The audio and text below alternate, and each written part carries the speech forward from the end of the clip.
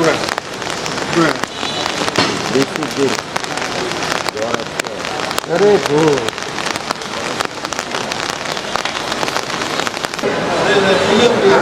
যে কুখ্যাত সন্ত্রাসী আমিনুল ইসলাম, তাকে আমরা গুলশানের নিকতন এলাকা থেকে গ্রেপ্তার করতে সক্ষম হয়েছি আমাদের ডিবি টিমের অভিযানে।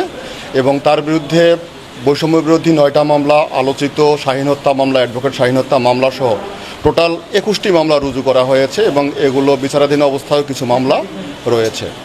আমরা অলরেডি রিমান্ডের আবেদন প্রস্তুত করে ফেলেছি। তার বিরুদ্ধে আমরা 7 দিনের রিমান্ড আদালতে পেশ করব।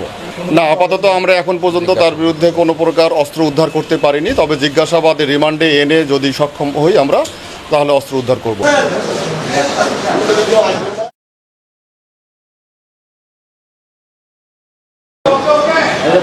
চলে যাও, মোমিন নেমে যাও, দুই সাইড দিয়ে সরে গেলেই ভালো হয়।